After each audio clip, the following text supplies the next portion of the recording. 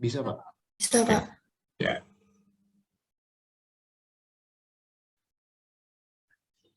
Baik, jadi kesetimbangan kimia ini adalah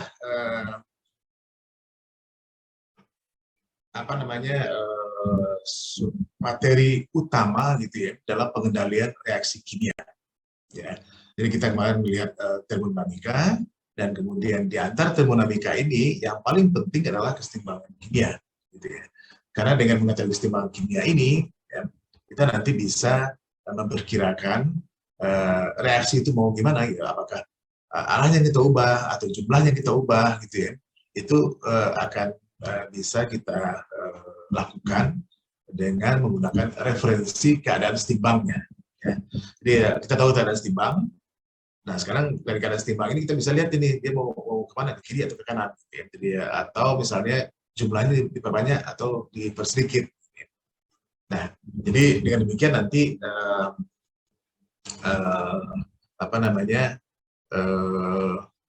kalau kita ingin mengendalikan reaksi kimia, maka hal pertama yang kita lihat bagaimana kondisi setimbang. Jadi sama saja misalnya dengan kita ingin memodifikasi misalnya apa ya, saya nggak tahu apakah ini analoginya cukup bagi saudara atau tidak. Misalnya kita ingin memodifikasi sebuah mobil, gitu ya. Mobil kan ada benda yang bisa digerakkan. Nah, modifikasi ini itu bisa dilihat dari berbagai segi ya. Kalau misalnya kita ingin mendapatkan mobil yang stabil misalnya pada kecepatan tinggi, apa yang kita lakukan? Kita lihat dalam keadaan kesetimbangan seperti apa dulu. Itu dalam keadaan normal dia seperti apa. Nah, kemudian kita ganggu kesetimbangan ini. Kalau misalnya dia didorong ke kiri gimana, didorong ke kanan gimana, gitu ya. Atau misalnya diakselerasi gimana, diperlambat gimana. Apakah nanti ada gangguan pada kesetimbangan tersebut? Nah, kalau misalnya terdapat gangguan, maka gangguan ini kita perbaiki. Nah, itu menjadi bahan untuk modifikasi mobil ini, sehingga dia stabil terhadap dorongan kiri, dorongan kanan, akselerasi, dan sebagainya. Jadi, standar itu adalah keadaan stabilnya. Ini keadaan normalnya dulu, itu kita sebut sebagai keadaan setimbang. Sama persis seperti reaksi kimia. Gitu ya.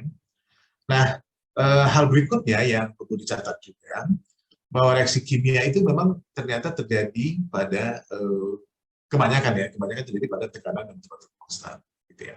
Jadi dengan demikian yang kita lihat hanya perubahan materi. Maksud saya aliran materi saja, karena kebanyakan proses pada tekanan dan temperatur konstan ini itu energinya nol. Ya. Jadi tidak ada pertukaran energi, yang ada hanya pertukaran materi.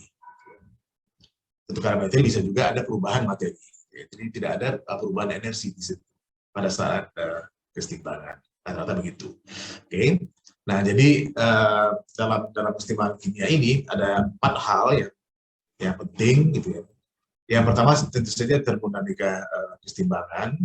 Dan nanti kita berangkat namanya dari energi bebas standar, nolnya standar. Ini berhubungan dengan RT log K, itu kesetimbangan, tetapkan kesetimbangan. Kemudian ini akan sama dengan delta H0, min T, delta S0. Ini sudah kalian tahu, sudah kita lihat ya minggu lalu ya. Ini persamaan dengan simple skips, tapi di sini dalam keadaan standar. Kemudian tetapan kesetimbangan sendiri, gitu ya, itu ada ada 3, jadi diformulasikan menjadi 3 bentuk. Ada yang itu sebagai tetapan kesetimbangan tekanan, tetapan kesetimbangan konsentrasi, tetapan kesetimbangan fraksi mol, gitu ya. Saya kira ini mungkin sudah dikenal di SMA sebelumnya, atau bagian belum yang nanti kita lihat secara sepintas. Lalu ada jenis-jenis kesetimbangan, gas, nitrogen, dan oktan, ya, ini standar gitu ya. Tapi nanti yang bisa kita lihat adalah bahwa tetapan kesetimbangan antara gas dan kemudian ada campur nitrogen dalam tahap ini, itu akan ditentukan oleh aktivitas di masing-masing zat. Ya. Nah, aktivitas gas dengan aktivitas padatan, dengan aktivitas cairan, aktivitas larutan, itu akan berbeda. Jadi selalu kita bandingkan dengan keadaan standarnya masing-masing. Nah, yang paling penting yang terakhir ini. Ya. Jadi sekali lagi ini yang saya kemukakan di awal presentasi tadi, bahwa kalau kita ingin mengendalikan suatu reaksi kimia, maka sebetulnya kita mencoba mengganggu kesetimbangan. Dengan gangguan kesetimbangan ini kita bisa melihat arah kesetimbangan, menentukan jumlah reaktan, menentukan jumlah produk yang terbentuk, dan sebagainya. Nah, kalau misalnya gangguan itu melibatkan tekanan dan temperatur, maka nanti tetapan kesetimbangannya berubah. Jadi nanti gangguan itu ada dua, ada gangguan terhadap konsentrasi dan tekanan parsial di situ, gitu ya. Ini tetapan kesetimbangan tetap. Ya. Jadi kita tidak mengubah tekanan temperaturnya, maka K-nya tetap. Ya. Jadi pada P dan T tetap, maka K-nya juga tetap. Yang berubah hanya gerakan materi, jadi bisa untuk konsentrasi maupun tekanan parsial. Lalu kalau misalnya P dan T-nya berubah, maka K-nya ikut berubah. Gitu ya. Nah, nantinya harga K ini akan menentukan ya, berapa besaran reaktan dan produk yang terbentuk pada kondisi baru setelah kesetimbangannya ini poin yang sangat penting. Kalau di SMA ini kita pelajari sebagai asas di Saint-Dié. Kita lihat satu persatu. Oke. Nah, ini adalah termodinamika kesetimbangan. Kelanjutan materi termodinamika minggu lalu. Sekali lagi, di dalam serang kesetimbangan ini, P-nya tetap, T-nya tetap. Kalau T tetap, delta H-nya itu sama dengan 0. Oke. Ini kalau proses isotermik, maka delta H-nya sama dengan 0, karena tidak ada pertukaran kalor di situ. Ya, delta Q-nya 0. Nah, dari sini, kita lihat minggu lalu, energi yang dipertukarkan itu adalah dalam bentuk energi bebas Gibbs. Kalau P dan T, energi bebas Gibbs. Nah, kemudian sekarang ditambah lagi satu hal, yaitu proses reversible. Ya. Nah, kalau reversible, ya, maka nanti delta, nanti kan kita lihat bahwa delta-nya H sama dengan 0, delta S-nya sudah sama dengan 0, gitu ya. Jadi karena tidak ada perubahan ketidakteraturan di antara reaktan dan produk, nanti ini jumlahnya sama dengan 0, dan di sini akan ada perubahan materi. Jadi materi yang bergerak ke kiri dan ke kanan. Ini menunjukkan produk dan reaktan. Ya. Mu I ini adalah koefisien reaksi, negatif untuk reaktan. Sementara mu I ini itu adalah potensial zat kimia. Nah, potensial zat kimia ini adalah potensi dia berubah, ya, bergerak ke arah kanan atau ke arah kiri. Nah, ini sebetulnya berhubungan dengan aktivitas suatu materi. Ya. Nah, aktivitas ini kita lambangkan dengan A, ya, aktivitas. Jadi potensial kimia itu menunjukkan potensi suatu materi ya, bergerak atau dalam kata lain melakukan reaksi kimia. Jadi dia bergerak dulu ke sana kemari gitu ya, secara acak, nanti kemudian setelah itu dia bertumbukan. Nah, bertumbukan lalu baru bentuk reaksi kimia. Tapi yang potensial kimia ini sebetulnya lebih kepada pergerakan molekul. Nah, pergerakan molekul ini akan sangat tergantung pada aktivitasnya AI ini. Ya. Ya. Nah, AI ini itu akan berhubungan dengan misalnya dengan tekanan, gitu ya, dengan konsentrasi. Jadi semakin besar tekanan I, maka potensial kimianya ya, itu akan semakin besar. Jadi semakin besar potensinya untuk bergerak. Kemudian konsentrasi, jadi kalau konsentrasinya besar, maka nanti mu I-nya juga akan semakin besar. Ini sebetulnya bisa diturunkan bersamaan, mungkin waktu kita nggak cukup ya. Jadi ya, di sini mu I sama dengan mu I 0 RT ln AI. Nah, ingat kemarin bahwa dalam termodinamika ya, kita hanya melihat keadaan awal dan keadaan akhir. Ya. Nah, sementara kalau mu I ini itu adalah zatnya tertentu gitu ya. Misalnya kalau ini bisa produk, bisa reaktan, gitu. Dan kita tidak bisa mengukur mu I pada keadaan awal dan pada keadaan akhir. Yang bisa kita ukur selisihnya. Nah, kalau kita tidak tahu selisihnya, itu umumnya dibandingkan dengan keadaan standar. Ya. Jadi nanti yang kita ukur adalah delta mu I. Mu I kurang mu I 0. Ini adalah keadaan standar. Oke. Jadi perbedaan ini itu menyebabkan RT log AI per AI 0 nanti. Oke. Nah, nanti kita akan lihat bahwa keadaan standar itu macam-macam. Jadi kalau keadaan standar untuk tekanan tuh harganya 1, jadi P-nya sama dengan 1. Jadi RT ln P itu sama dengan RT ln 1, ini 0, gitu ya. Ini keadaan standar untuk tekanan. Kalau untuk konsentrasi itu 1 molar. Gitu ya. Jadi sama-sama satunya, gitu. Jadi arti RT ln 1 itu juga sama dengan 0. Sehingga delta mu I-nya itu akan setara dengan mu I saja. Oke. Nah, kemudian ini tadi ya, jadi aktivitas I, aktivitas itu akan berhubungan dengan potensial kimia dan tetap keseimbangan. Itu berkaitan dengan polarisasi, konsentrasi, tekanan, dan sebagainya. Jadi ada satu senyawa mungkin ya, kita lihat ininya aktivitasnya bukan dari tekanan, bukan dari konsentrasi, tapi dari polaritasnya. Misalnya ada HCl, ada apa namanya H2 gitu ya.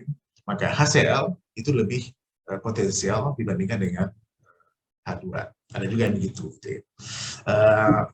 Kalau mau dalamin ya ada di kimia fisik yaitu pada semester. Gitu ya. Tapi yang intinya adalah bahwa delta G yang kita hitung itu juga meliputi potensial kimia ini. Gitu ya.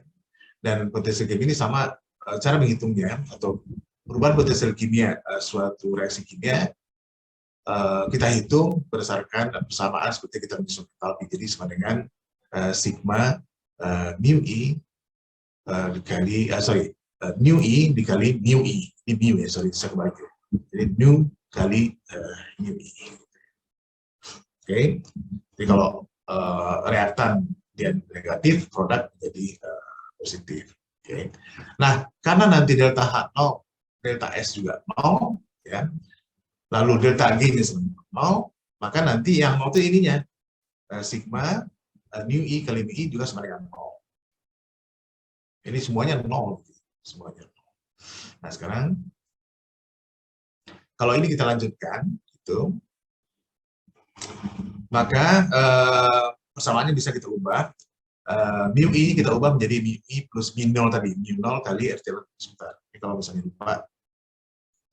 Jadi kan tadi mu I sama dengan mu 0 plus RT ln AI. Nah, sekarang kita substitusikan ke dalam ini. Ya.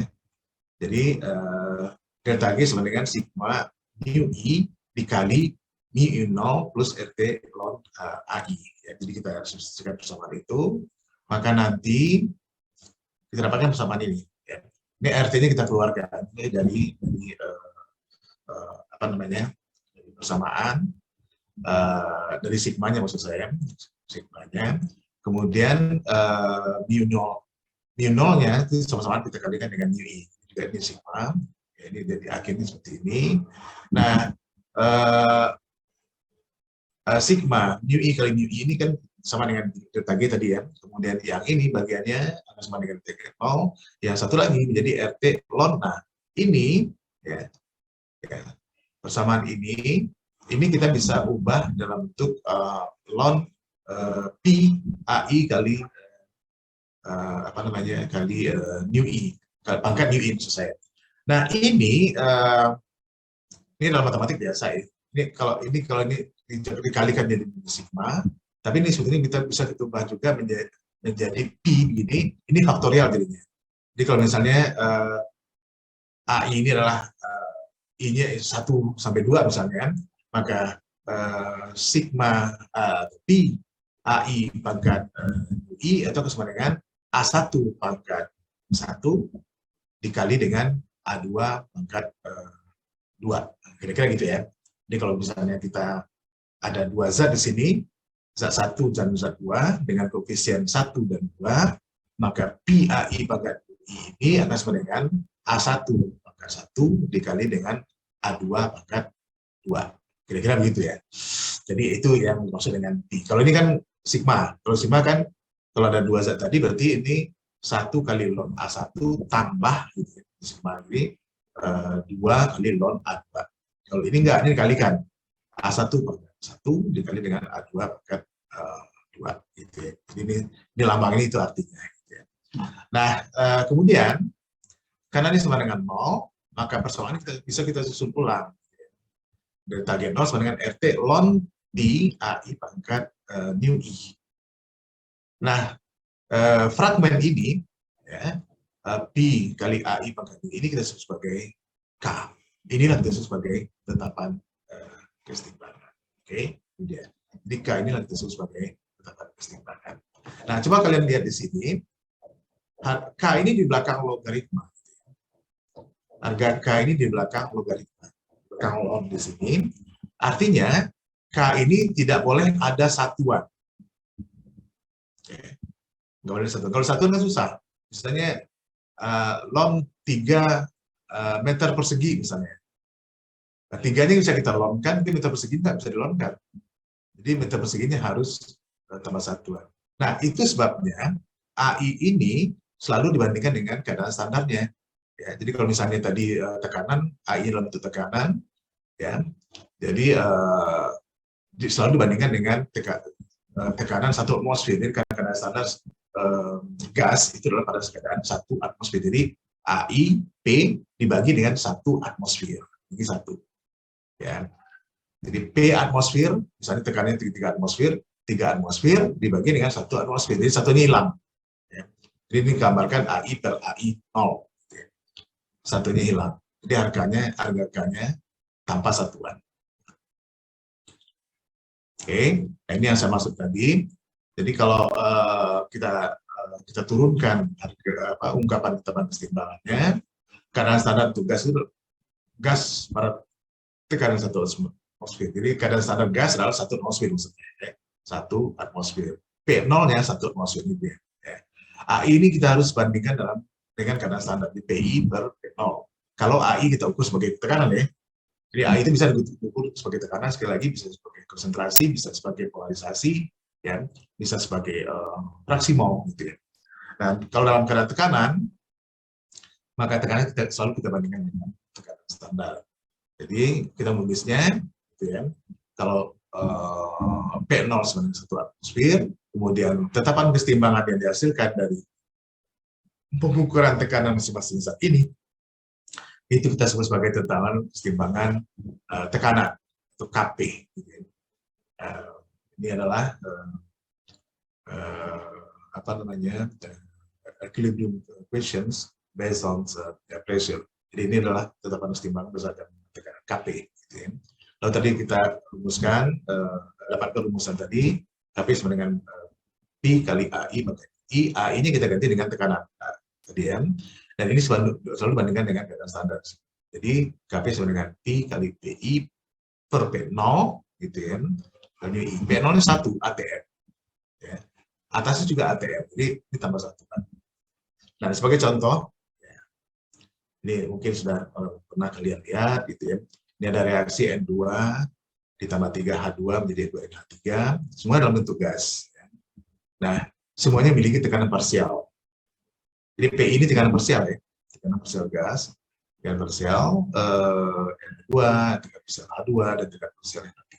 Oke, maka KP-nya tadi KP sama dengan tekanan parsial N3 ya, pangkat 2 gitu. Dikali, nah, ini kali ya, dikali dengan tekanan parsial N2 pangkat min 1 sekarang. Jadi karena dia merupakan reaktan di sebelah kiri, ini menjadi minus dia, min 1.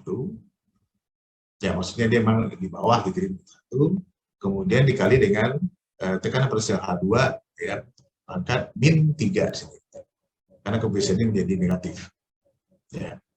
Nah, ini ungkapan KP-nya.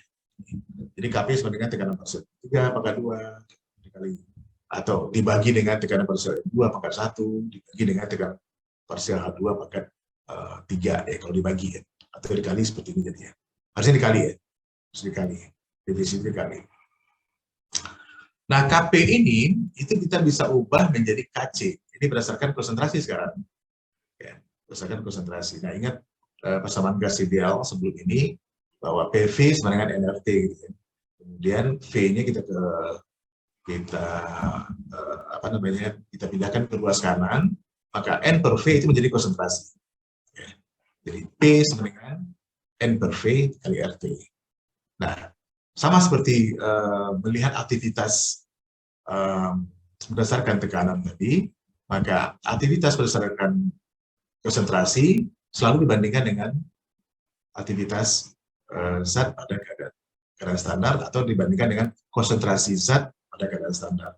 Nah, konsentrasi zat murni pada keadaan standar ini harganya 1 molar. Gitu ya. Jadi CI bagi 1 M. Ya. Nah, jadi molaritas hilang ditambah satuannya. Jadi PI akan sama dengan CI per Z0 kali RT. CI-nya sama dengan Z0 1 molar, gitu. Jadi ini mendapatkan 1.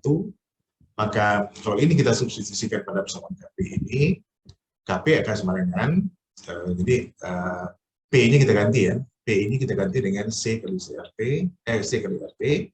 Maka KP sama dengan P kali C kali RT pangkat UI. Okay. Nah, RT ini bisa kita keluarkan dari faktorial ini. Ini akan sama dengan, ini dikurung semua ya, RT pangkat delta nu I. Jadi selisih koefisien reaksi produk dan reaktan. Oke. RT pangkat selisih delta atau selisih atau delta nu I kali P kali faktorial CI pangkat nu I. Gitu ya. Nah, apa namanya, ungkapan ini P kali CI pangkat ini merupakan tetapan kesetimbangan dalam bentuk konsentrasi. Jadi bisa kita lihat di sini bahwa Kp itu sama dengan RT kali delta I kali Kc. Gitu ya. Jadi sekali kita tahu Kp-nya, kita juga bisa menghitung Kc-nya asal temperaturnya kita ketahui. Gitu ya. Temperaturnya kita ketahui. Sampai di sini ada yang bertanyakan?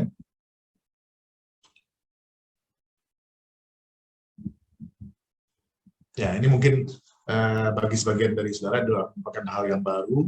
Jadi K itu sebetulnya apa sih? Gitu. Jadi K itu sebetulnya adalah suatu tetapan kesetimbangan yang menggambarkan aktivitas dari masing-masing zat dalam satu sistem reaksi kimia. Jadi dia tidak ujuk-ujuk muncul gitu. Jadi sebetulnya ini merupakan satu formulasi matematik yang kita dapatkan dari persamaan energi bebas Gibbs. Gitu.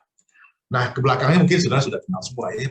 Jadi bagaimana menghitung K, bagaimana menghitung KC dan sebagainya, itu mungkin sudah kalian hafal. Oke. Nah, berikutnya harga K ini juga bisa kita formulasikan dalam bentuk tetapan kesetimbangan berdasarkan fraksi mol atau Kx. Nah, ini kita pakai hukum Rolle, kalau kalian masih ingat di wujud zat ya, bahwa PI sama dengan XI kali PT. XI fraksi mol. Kemudian PT adalah tekanan total. Jadi kalau tadi reaksinya N2 H2 menjadi NH3, maka tekanan totalnya menjadi PN2 plus PH2 plus PNH3. Itu P totalnya. Gitu ya. Sementara nanti tekanan masing-masing fraksi itu sama dengan fraksi mol dikali dengan tekanan totalnya P. N2 itu sama dengan fraksi mol N2 dikalikan dengan P total.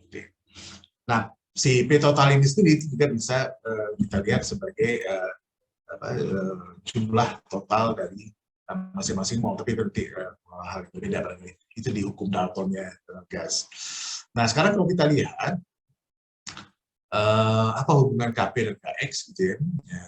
Tinggal kita masukkan dalam persamaan ini ya. Jadi persamaan log ini Pi sama dengan Xi kali P total ini ya.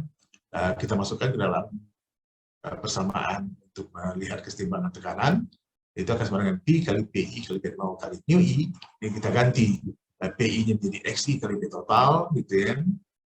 Nah, yang P totalnya kita keluarkan. Ini karena ketetapan, itu kita keluarkan dari persamaan, jadi gini dia, jadi P total kali sama seperti tadi, seperti RT, kali delta nu I.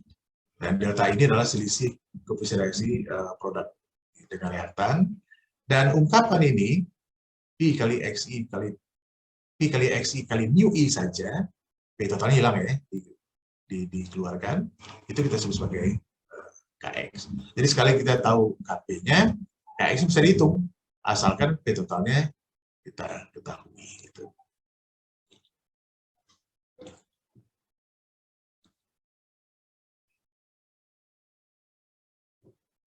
Baik. Kita teruskan. Ya, jadi itu adalah dasar-dasar dari termodinamika tentang termodinamika kesetimbangan. Jadi bagaimana perubahan keadaan reaksi dalam kesetimbangan itu, ya, perubahan keadaan ini bisa kita lihat dari perubahan konsentrasi, perubahan tekanan, perubahan reaksi mol, gitu ya.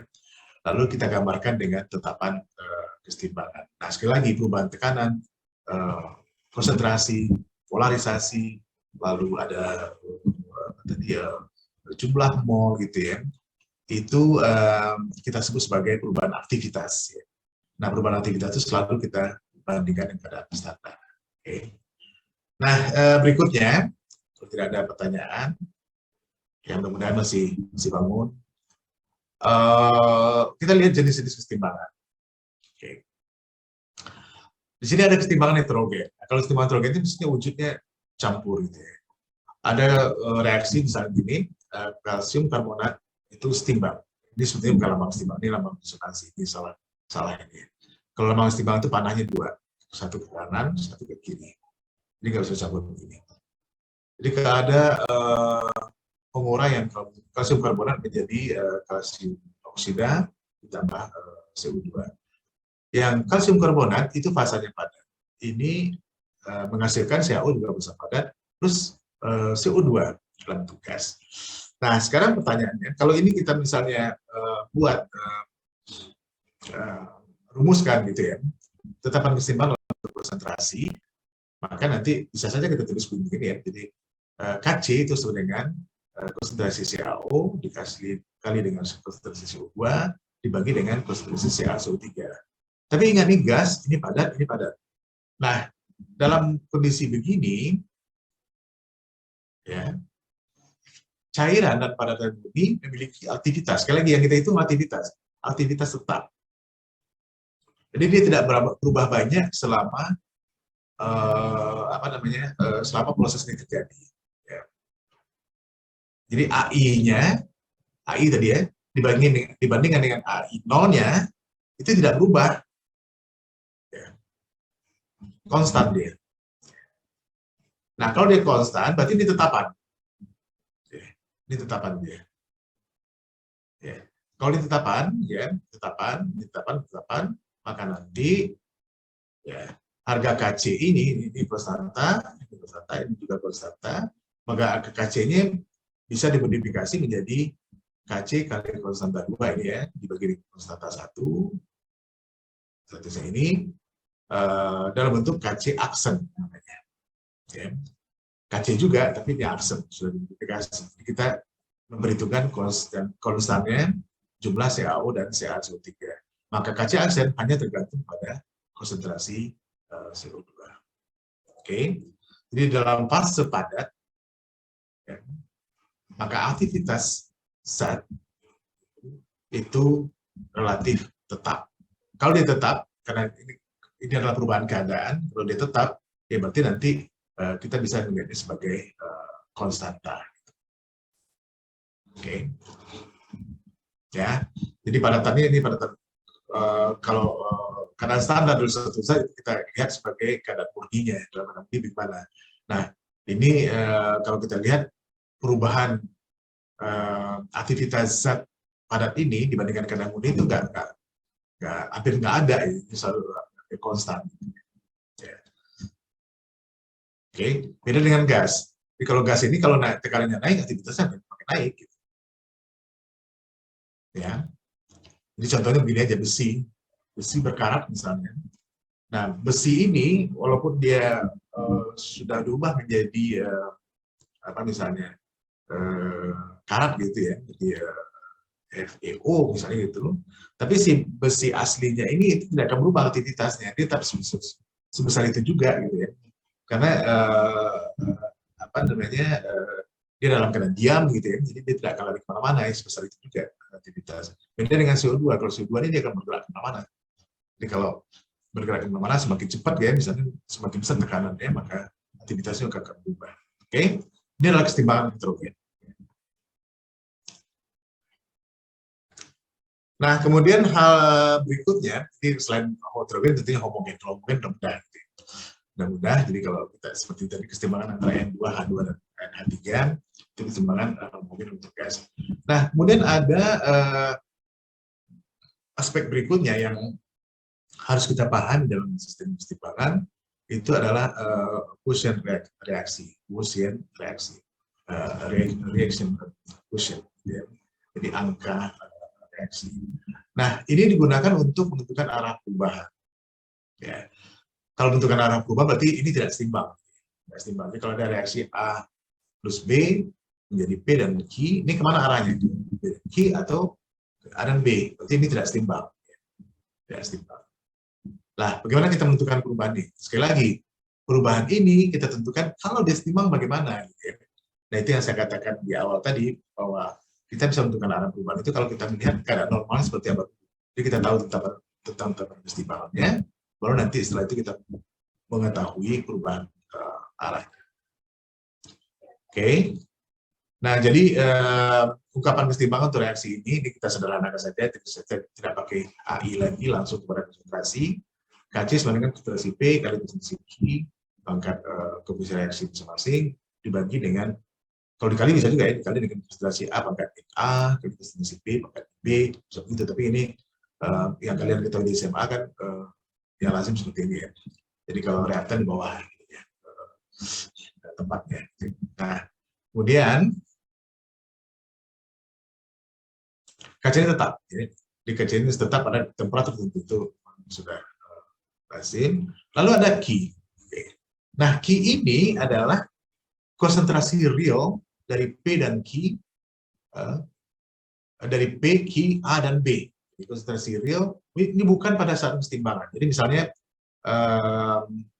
apa ya? Misalnya kesetimbangan asam basa. Jadi misalnya HCl saya hasilkan dengan NaOH menghasilkan NaCl plus H2O, misalnya itu yang saya ketahui. Nah, ke dalam satu bejana itu saya tambahkan sejumlah HCl, sejumlah NaOH, sejumlah NaCl, dan sejumlah air gitu ya, yang harganya berbeda gitu.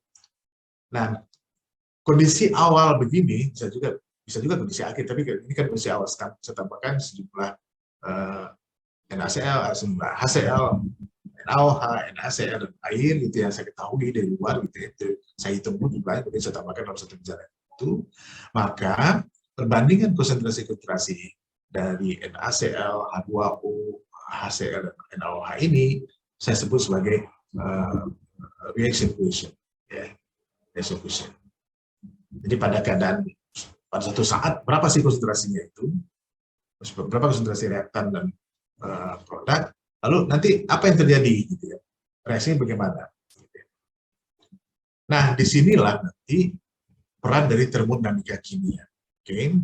Jadi nanti sebetulnya pada keadaan pada keadaan kita kontrol reaksinya tadi, maka delta Q itu sama dengan delta G0 plus RT ln Q.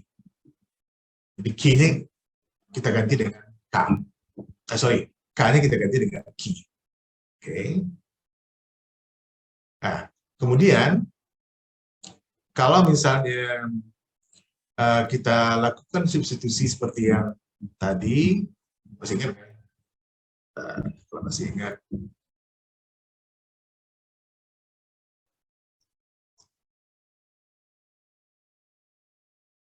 ini ya, delta G0 sama dengan min RT ln K. Delta G0 ya, jadi yang sama dengan RT ln K itu delta G0. Oke. Ini dia. Oke. Delta G sama dengan delta G0 plus RT ln Q. Ya, ini persamaannya sebetulnya persamaan yang umum tadi. Tadinya kan delta G0 sama dengan delta G0 plus RT ln K. Gitu ya. Tapi sekarang karena ini konsentrasinya kita atur di awal, maka ini menjadi Q. Yang sama dengan RT ln K adalah delta G0. Jadi delta G0 ini kita substitusi dengan min RT ln K tadi. Maka nanti delta G sama dengan min RT ln K plus RT ln Q. Oke. Atau ini bisa kita lihat, kalau kita gabungkan menjadi RT ln Q per K. Karena ini minus ya. Ini minus berarti K itu di bawah. Di K minus 1. 1 berarti di bawah. Berarti ini sama dengan RT ln Q per K. Oke. Nah, ini delta G sebenarnya delta G bukan bersamaan, tapi ini adalah menunjukkan hubungan linear gitu. Delta G linear RT atau setara dengan RT kali log Q per K. Nah, sekarang coba lihat. Ya. Coba lihat pelan-pelan. Kalau harga Q ini besar dari K, bagaimana dengan delta G-nya? Maka delta G akan positif. Ya. Delta G kan lebih besar dari 0. Kalau delta G besar dari 0, maka reaksi ke kanan ini menjadi tidak spontan. Oke. Jadi kalau Q-nya lebih besar dari K, harga ini positif, berarti delta G besar dari 0, maka ingat persyaratan reaksi spontan, kalau delta G besar dari 0, maka reaksi tidak spontan. Berarti reaksi pembentukan P dan Q ini tidak spontan.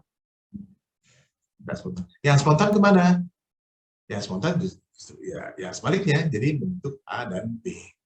Nah, bisa kita katakan, kalau misalnya Q ini besar dari K, maka kesetimbangannya bergeser ke kiri.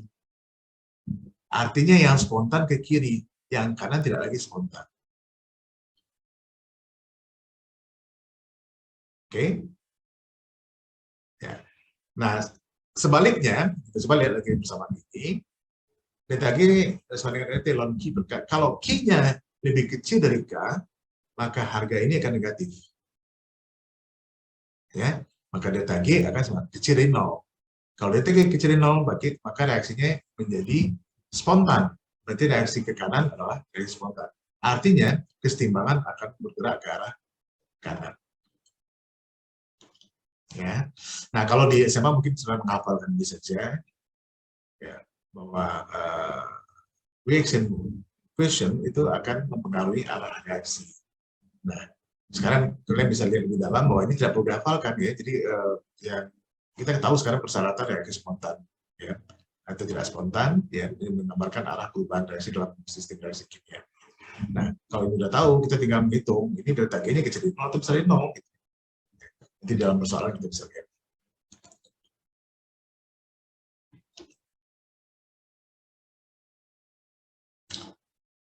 Oke.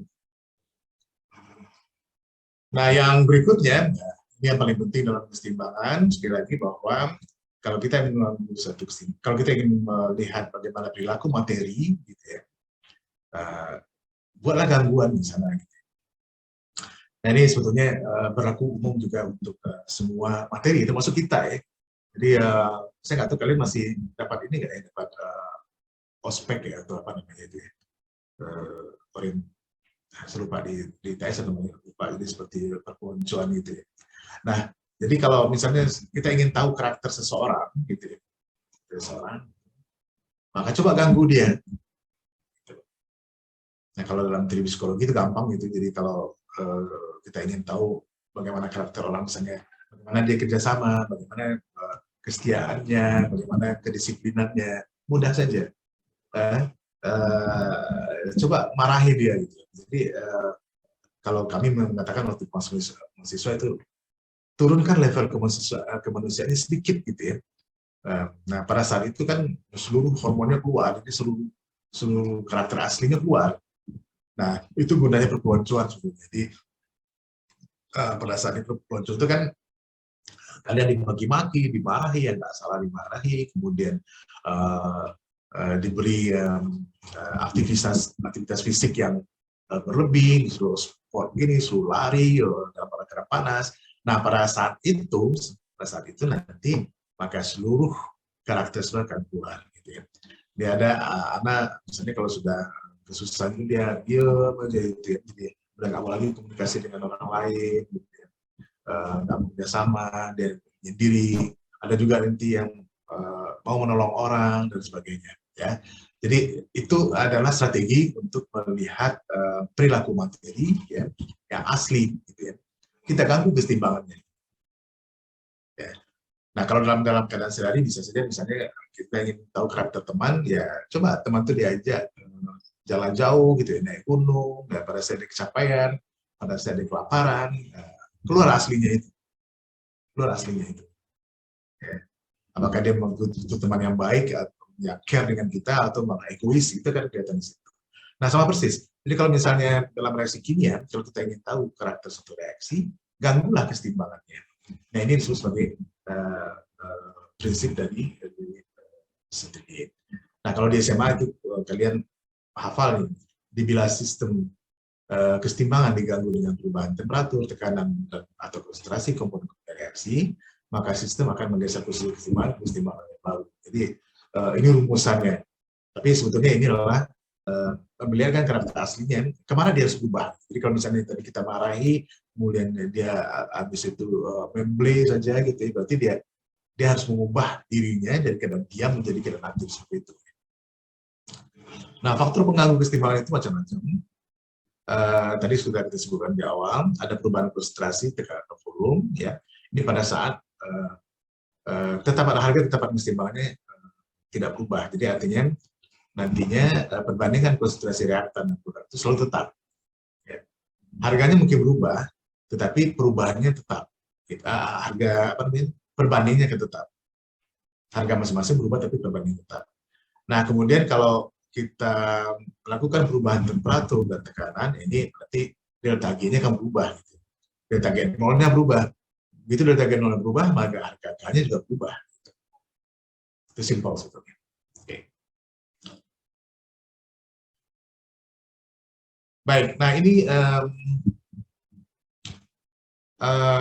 berbagai gangguan pada kesetimbangan yang azas Setigin ini sekarang kita lihat adalah perubahan konsentrasi. Jadi ini adalah gambaran detailnya. Jadi ini adalah kesetimbangan reaksi antara N2 plus 3H2 menjadi 2NH3. Pada keadaan setimbang, ya, maka konsentrasi N2, NH3 dan H2 itu relatif tetap. Nah, kalau ini tetap, maka harga perbandingan konsentrasi NH3 dengan H2 dan N2 ini juga tetap. Ya. Tetap ini dalam waktu, ya, jadi dalam waktu. Jadi konsentrasi N2 dalam waktu tetap, NH3 tetap, H2 juga tetap, tidak berubah. Nah, lalu di sini ada gangguan terhadap kesetimbangan. Ya, pada waktu T ini kita tambahkan sejumlah H2. Di H2-nya bertambah, gitu. Sejumlah X. Sejumlah X.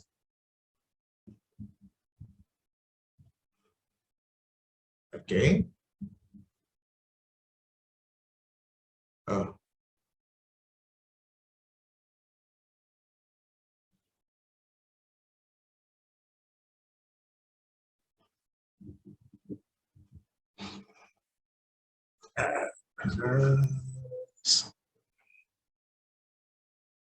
Oke, dia kita tambahkan sejumlah X tadi, dan kemudian setelah kita tambahkan, maka akan ada gangguan kesetimbangan. Atau begini, begitu H2 ini bertambah, maka nanti ada sebagian H2 ini yang bereaksi dengan NH3 membentuk N2. Nah, sekarang misalnya saja yang bereaksi itu adalah sejumlah A. Ya, sejumlah A, yang bereaksi sekarang ya. Ini kita tambahkan X, tapi nanti yang bereaksi sejumlah A. Maka H2 ini akan berkurang sejumlah A juga. Jadi kalau tadinya X di awal, maka dia akan berkurang sejumlah A. Jadi nanti akan konsentrasi H2-nya menjadi X minus A. Kira-kira begitu ya. Nah, kemudian si konsentrasi NH3 ya, itu akan bertambah sejumlah 2A. Oke. Jadi kalau ini A, oke, kalau ini A, ini bukan 2A ya, sorry. Ini harusnya 2/3 ya.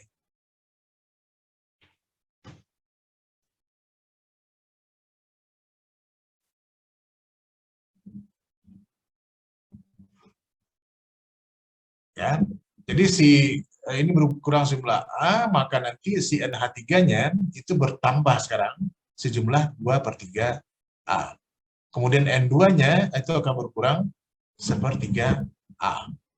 Oke. Nah, kalau misalnya kalau H2 jelas tadi, dia jumlah akhirnya menjadi X dia kan ya. Kalau ditambahkan dengan ini ditambah di sini, maka nanti konsentrasi H2 yang tadinya di sini sekarang menjadi X. Nah, kemudian NH3 ya, atau begini, X ini itu sekarang kita anggap sebagai konsentrasi mula-mula kesetimbangan yang baru. Ya. Nah, sekarang kalau NH3 konsentrasi mula-mulanya itu sama dengan konsentrasi kesetimbangan sebelumnya. Ya. Ini kan bentuk kesetimbangan baru, maka konsentrasi mula-mula untuk kesetimbangan baru sama dengan konsentrasi kesetimbangan sebelumnya. Itu adalah Y. Gitu. Maka nanti pada saat kesetimbangan yang baru, yang hijau ini, gitu ya, hijau ini, si NH3 menjadi Y plus 2/3 A. Okay. Y plus 2/3 A. Oke. Nah, kemudian untuk untuk N2, konsentrasi mula-mulanya adalah konsentrasi pada kesetimbangan yang lama, gitu ya, sebesar Z misalnya. Maka nanti pada saat kesetimbangan yang baru, yang hijau ini, yang wilayah biru ini, ya, ini konsentrasi tetap ya. Jadi pada kesetimbangan baru artinya konsentrasi tetap, nggak berubah lagi dalam waktu. Itu akan sama dengan Z minus 1/3A. Oke, apa maksudnya? Ya, jadi ini adalah cara kita melihat perubahan dari konsentrasi masing-masing zat dalam kesetimbangan kalau kesetimbangan terganggu. Jadi saya ulang lagi, ini ada kesetimbangan antara N2, 3H2, dan N3. Ini dari kesetimbangannya. Nah, pada saat terjadi kesetimbangan ini, maka konsentrasi H2, ini bukan X mestinya, tapi mungkin di sini adalah apa misalnya, W misalnya. W, kemudian setelah itu yang lain, konsentrasi NH3 memang Y, konsentrasi N2 memang Z. Nah, kemudian dalam sistem kesetimbangan ini, kita tambahkan sejumlah H2, sehingga konsentrasi akhirnya menjadi X. Gitu ya, menjadi X. Dan hanya 2 yang ditambahkan ya, konsentrasi menjadi X. Lalu nanti sistem ini untuk kesetimbangan yang baru, ini kesetimbangan barunya, ya, yang hijau tadi di wilayah biru itu. Nah, cara kita melihat kesetimbangan baru ini, kita anggap ada sejumlah A yang bereaksi. Ya. Sehingga nanti konsentrasi akhir di sini adalah X minus A. Kemudian yang terbentuk sini kalau ini A, ini kan stoichiometri biasa, kalau ini A, maka ini adalah 2/3A. Ya. Maka nanti konsentrasi NH3 terbentuk pada saat kesetimbangan adalah Y plus 2/3A. Untuk N2 itu sama dengan Z minus 1/3A. Sehingga nanti harga K-nya tetap ya, tapi nanti ini diganti, reaksinya diganti. Konsentrasi dari masing-masing produk dari reaktannya kita ganti. Oke. Nah, kemudian kalau untuk tekanan, cara melihatnya itu dengan melihat perubahan fraksi mol sekarang. Ya. Jadi ini kalau yang kita ganggu adalah tekanan total ya. Jadi kalau misalnya tekanan total sistem kita ubah, gitu, kita ganggu, maka nanti itu akan menyebabkan PI-nya akan berubah juga. Gitu ya. XI-nya ini juga akan berubah. Ya. Kita lihat, kita turunkan persamaannya. Masih tentang reaksi N2, H2, dan NH3 ini, KP kita lihat dalam kesetimbangan kita lihat dalam tekanan tetap, gitu ya. Kesetimbangan kita lihat dalam kesetimbangan tekanan, lalu kita ubah menjadi fraksi mol, ya, Kx. Supaya apa nanti? Supaya kita lihat bahwa K ini itu merupakan fungsi dari tekanan total. Coba lihat situ. Ya, tekanan total. Jadi kalau tekanan totalnya kita ubah, ya, kita ubah, maka nanti si harga KP-nya itu akan berubah juga. Gitu. Ya, KP-nya juga akan berubah. Jadi kalau dalam hal ini itu kita bisa lihat, oh ini nggak ada. Kita lihat, kalau misalnya dalam reaksi ini, ya, tekanan totalnya kita naikkan, ya, bagaimana dengan KP-nya? Ya, kalau tekanan totalnya kita naikkan, karena ini pangkanya negatif, maka KP-nya akan semakin kecil. Oke, di tekanan total kita naikkan, KP-nya makin kecil. Tetapi ini KP-nya kan nggak boleh berubah, ya, nggak boleh berubah. Jadi kalau KP-nya makin kecil, berarti ini akan makin banyak, gitu ya. Nah, supaya nanti KP-nya kembali ke harga semula, harga konstan, maka kesetimbangan harus bergeser ke arah kanan, ke arah yang N3. Jadi kalau P totalnya saya naikkan, maka kesetimbangan harus bergeser ke arah kanan supaya KP-nya konstan. Ya, jadi kalau mau saya tambahkan,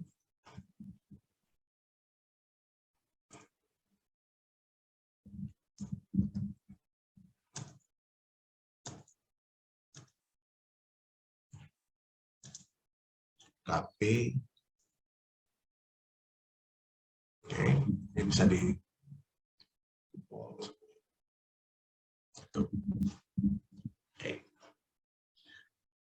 Nah, kalau misalnya kita lihat reaksi yang lain, di sini ada reaksi antara hidrogen dan iodida menghasilkan 2 HI, ya, asam iod, iodida. Ini kalau tekanan yang kita ubah, ini kesetimbangan bergeser kemana ini? Nah, kita lihat sekarang bahwa delta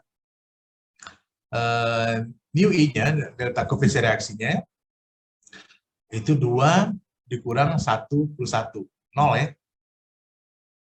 Ya. Jadi kalau kita masukkan persamaan ini, maka Kp sama dengan Kx kali Pt pangkat 0 di situ.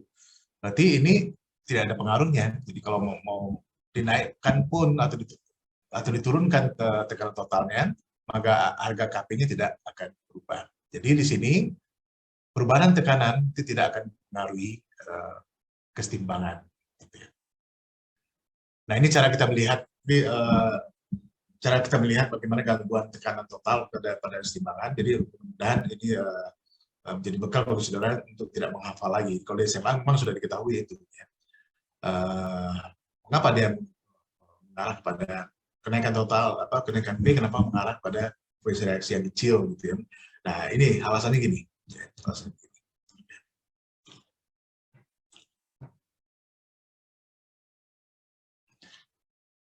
Baik, nah sekarang kita lanjutkan pada gangguan kesetimbangan oleh variabel berikutnya, ini bertemperatur gitu ya. Kalau temperatur yang berubah ini artinya apa namanya? Oh, sebentar. Ada yang salah saya. Sebelum saya. Ini enggak ya. Ini enggak ada. Sorry. Jadi sekali lagi, kalau tekanan yang berubah, tekanan total berubah, maka KP ini memang berubah juga ya. KP berubah juga. Dia tidak tetap. Jadi KP tidak tetap. Nah, kalau KP-nya makin kecil di sini, makin kecil, itu artinya kesetimbangan akan bergeser ke arah kiri ya. Kesetimbangan bergeser ke arah sini. Sorry.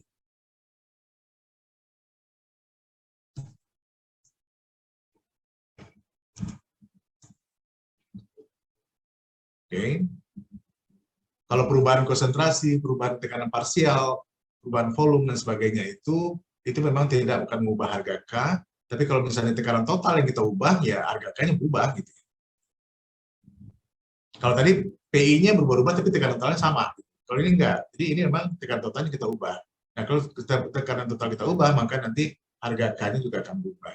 Nah, kalau KP-nya makin kecil, berarti kesetimbangan bergeser ke arah kiri. Nah, berikutnya temperatur. Ini sama saja. Ini temperatur ini kalau kita ubah, maka harga K-nya juga akan berubah. Gitu. Akan berubah. Nah, ini gampang melihatnya. Kita masukkan ke persamaan awal tadi, delta G0 sama dengan min RT log K. Lalu ini setara dengan delta H0 min T delta S0. Gitu. Ini 0 ya, bukan delta G. Kalau delta G memang delta H-nya sama dengan 0. Delta S sama dengan 0. Ini enggak, delta G. Kalau delta G0-nya, delta G0 itu bisa diukur. Gitu. Karena ini keadaan sendiri. Tidak perubahan keadaan menjadi keadaan akhir yang yang harga tekanan temperatur harga tekanan bukan tekanan standar, kemudian harga aktivitasnya bukan aktivitas standar. Oke, maka ln di sini kita susun ulang, maka ln K sama dengan delta NO bagi RT plus delta S0 kali R. Oke. Nah, sekarang kita lihat. Ya. Kalau misalnya reaksi itu eksoterm, berarti delta H-nya gimana? Ya. Eksoterm berarti delta H itu kecil dari nol. Berarti ada kalor yang dilepaskan ke lingkungan. Jadi Q-nya itu negatif. Jadi kalau Q pada tekanan konstan itu delta H, maka delta H-nya akan negatif, kecil dari nol. Oke. Jadi kalau kecil dari nol, maka nanti harga ini positif kan ya? Minus berarti positif. Dibagi dengan RT. Nah, kalau temperaturnya saya naikkan, ini harganya positif ya. Kalau temperaturnya saya naikkan, maka harga komponennya akan makin kecil. Nah, sementara harga delta S 0 per R ini tidak tergantung pada temperatur, ini berarti konstanta. Nah, hanya ini yang makin kecil. Jadi kalau pada keadaan eksotermik itu, bila temperatur dinaikkan, ya, ini akan makin kecil, sementara ini konstan, maka ln K-nya itu akan makin kecil. Kalau ln K-nya makin kecil, maka harga K-nya juga akan makin kecil. Ya. Harganya makin kecil, maka nanti kesetimbangan ya itu akan bergeser ke arah yang endotermik. Termik ya. Jadi kalau tadi misalnya reaksi ke kanan itu adalah eksotermik, maka nanti karena K-nya makin kecil, maka reaktannya akan semakin besar ya. Itu maksudnya. Nah, sebaliknya gampang. Jadi kalau delta nolnya besar dari 0, nolnya besar dari 0 berarti harganya negatif ya. Harganya negatif. Kalau T-nya makin tinggi, maka harga ini semakin positif. Semakin besar ya. Semakin besar, maka kalau ini konstan, ln K-nya juga akan makin besar. Kalau ln K makin besar, maka harga K-nya juga akan semakin besar. Ya. Kalau harga K-nya semakin besar, itu artinya kesetimbangan bergeser ke arah produk. Ke arah produk. Ya. Di jumlah produknya akan besar. Atau ke arah kanan. Ya. Kalau kita lihat dari sistem reaksi yang biasa kita gunakan.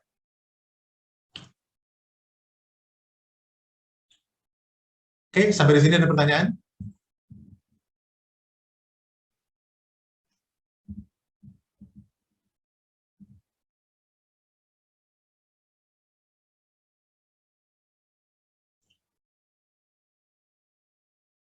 Oke, kalau tidak ada, saya kira saya ingin bertanya, Prof. Boleh, silakan. Boleh lihat ke yang perubahan tekanan tadi, Prof. Yang mana ya? Yang ini? Nah, ya ini.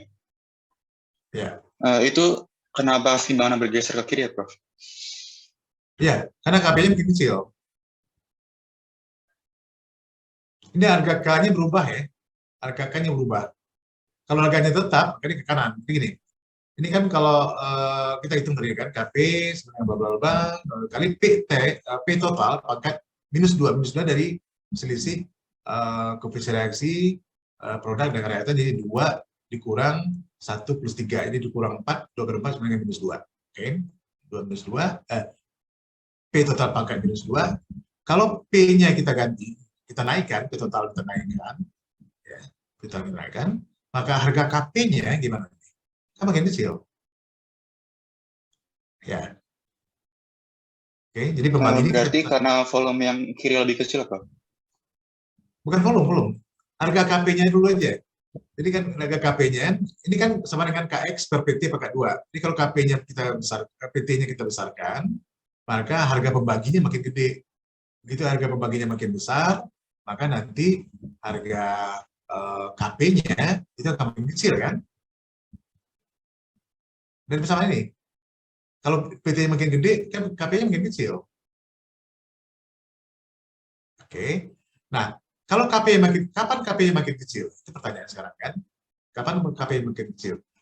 Nah, supaya KP-nya kecil, maka kesetimbangannya harus bergeser ke kiri kan? Jumlah N2 dan H2-nya harus makin lebih banyak supaya harga KP-nya makin kecil. Gitu.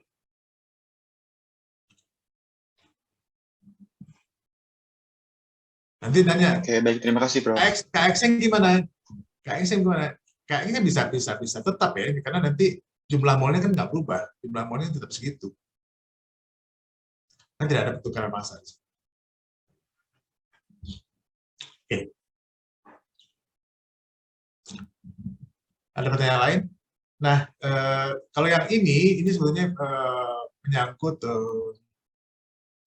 apa namanya kinetika gitu ya. Jadi saya kira nanti kita akan bahas lagi lebih lengkap di kinetika di setelah larutan nanti ya, untuk melihat laju reaksi. Tapi di sini dia memperlihatkan bahwa dalam kesetimbangan itu juga terjadi kesetimbangan laju.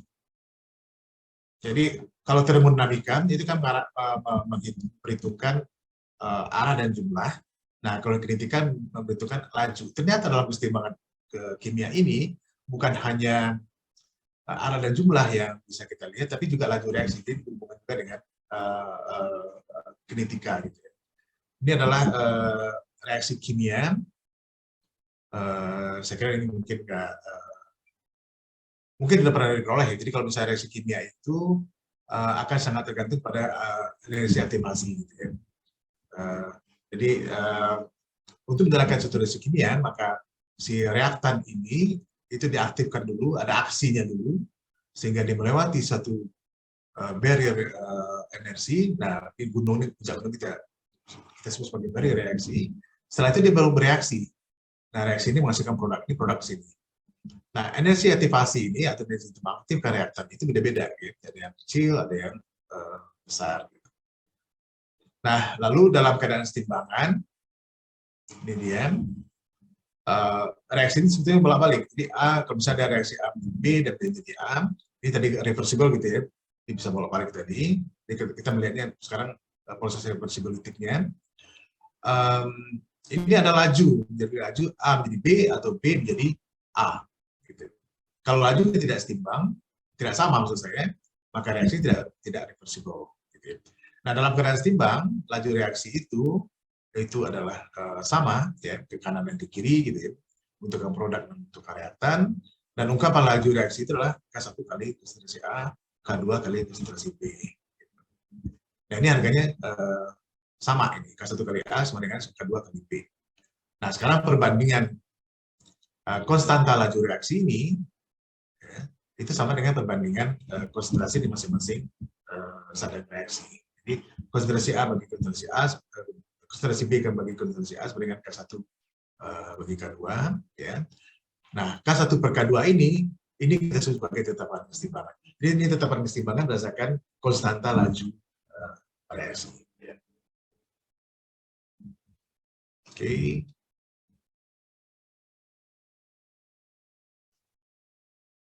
Oke, ini kan ini kita blank aja.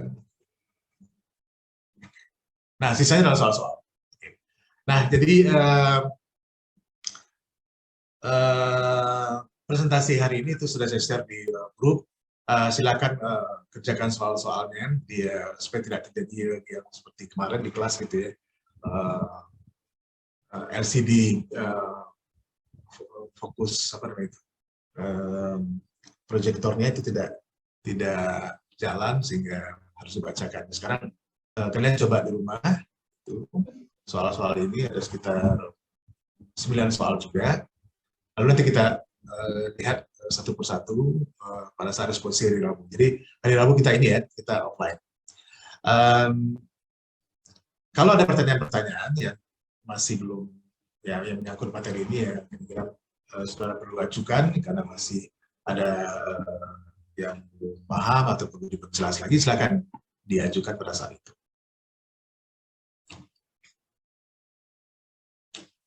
Oke, ada pertanyaan lain?